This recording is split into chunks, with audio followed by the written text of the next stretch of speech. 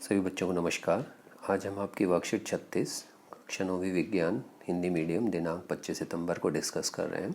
जैसा कि आपको पता है कि आपका गति वाला पार्ट चल रहा है और जिसमें हम गति के समीकरणों की बात कर रहे हैं। तो आज गति के तीसरे समीकरण की बात करेंगे जो कि v² - c² बराबर 2as होता है। इसको हम ग्राफीय विधि द्वारा भी निकाल लेंगे।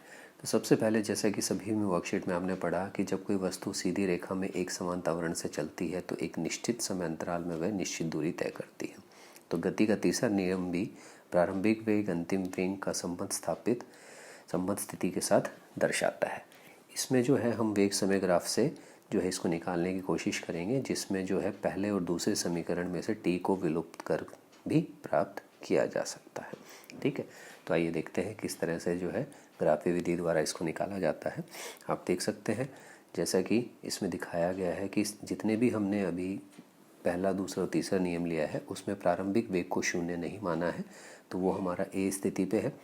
तो इसमें जो है वेग समय ग्राफ लीजिए, जिसमें जो है एक समान त्वरण से चल रही किसी वस्तु का वेग समय ग्राफ खींचना है। तो ये समान स्थिति से चल रही थी। अब इसमें जो है हमें ये ध्यान में रखना है कि प्रारंभिक वेग u जो t समय से बढ़कर v हो जाता है। तो यहाँ पे जो है t समय से बढ़कर जो है यहाँ पे पहुँच गया, वो वेलोसिटी जो है बढ़ गई है, तो a से b पे पहुँच गया है।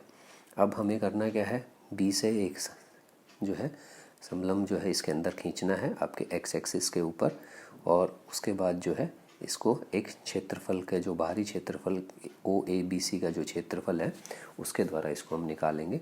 तो आप देख सकते हो इसके अंदर कि AB के नीचे घिरे OABC क्षेत्रफल के बराबर होगा, और OABC के क्षेत्रफल का जो फॉर्मूला है वो है OA + BC × OC भाग में 2।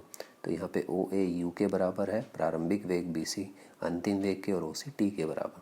तो जब इसमें हम लिखेंगे तो ये जो हमारा T है इसको हम प्रथम समीकरण के द्वारा T = v - u2 निकाल लेंगे। तो इसको यहाँ पे लिख देंगे तो आपका ये फॉर्मूला बन जाएगा, और आखिरी में आपकी गति का तीसरा समीकरण 2as = v² - u² मिल जाएगा। इसी के आधार पे एक जो है उदाहरण दिया गया है। जैसा कि एक 12 मीटर प्रति सेकंड के वेग से एक कार चलती हुई जो है ब्रेक लगाती है और 6 मीटर प्रति सेकंड के त्वरण से रुक जाती है। यदि उसके रुकने में 2 सेकंड का समय लगा तो कार के द्वारा तय की गई दूरी को हमें ज्ञात करना है। तो हमें जो है यहाँ पे इस फॉर्मूले का इस्तेमाल करना है तीसरे नियम का। प्रारंभिक वेग हम 12 मीटर प्रति सेकंड, अंतिम वेग 0, समय 2 सेकंड, और त्वरण दिया गया है -6 मीटर प्रति सेकंड स्क्वायर। तो जब इसको सबको हम पुट करेंगे इसके अंदर तो आप देखोगे कि आपका जो उत्तर आ गया 12 आ गया। आपने देखा होगा कि इसी तरह की सिचुएशंस में हमने तीनों इक्वेशंस को यूज़ करके न्यूमेरिकल किया है। तो एक बार तीनों को एक साथ करके देखोगे तो आपको अंतर समझ में आ जाएगा कि क्या अंतर था। आइए प्रश्न उत्तर देखते हैं। प्रश्न उत्तर में पहला है, पृथ्वी गति का पहला और तीसरा समीकरण लिखें। तो पहला और दूसरा ये है, और तीसरा आज हमने पढ़ा है v = u + at, s = ut + ½ at² और v² - u² = 2as। आप तीनों भी लिख सकते हैं ताकि तीनों आपको ध्यान में रहे। दूसरे प्रश्न में जो है आपको वेग समय ग्राफ से व्युत्पन्न करना है, निकालना है, तो आप पीछे स्लाइड से कर सकते हैं इसको आसानी से। तीसरा प्रश्न हमें देखना है कि एक विरामावस्था से चलना प्रारंभ करती है कोई वस्तु या कार, तो 5 मिनट में वो 15 मीटर प्रति सेकंड का वेग प्राप्त कर लेती है। अगर त्वरण एक समान है तो हमें जो है त्वरण निकालना है और कार के द्वारा तय की गई दूरी। तो सबसे पहले हम त्वरण को निकालेंगे और फिर दूरी को निकालेंगे। तो इसको देखते हैं। कार का प्रारंभिक वेग 0 था, अंतिम वेग 10, समय लिया गया 5 मिनट, उसको हमने सेकंड में बदल दिया तो 300 सेकंड हो गया।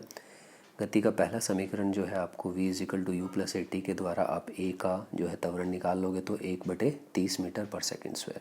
अब इसी में जो है आप दूसरे नियम में जब इसको लिखोगे तो आपको तय की गई दूरी मिल जाएगी जो कि 1500 मीटर है। अब इसमें आपको ध्यान देने वाली बात क्या है कि इसी को जो है दूसरे हिस्से को आप जो है गति के तीसरे नियम से भी निकाल सकते हैं, जिसमें v² - u² = 2as था। तो आपका जो s है वो v² - u² / 2a हो जाएगा। आपका अंतिम वेग 10 और जो है प्रारंभिक वेग 0 था, तो हमने अंतिम वेग 10 की पावर 2 0 × 1/30 था, तो 30 ऊपर चला गया तो आपको 1500 मीटर। तो जो दूसरा है हिस्सा, इसको आप जो है ये भी कर सकते हो तीसरे नियम के अनुसार, ज़रूरी नहीं है आप इसी में दूसरे नियम के साथ करो। बहुत ही आसान सा है, इसको खुद भी करके देखना अच्छी तरह, और जो है चैनल को सब्सक्राइब करो। थैंक्स।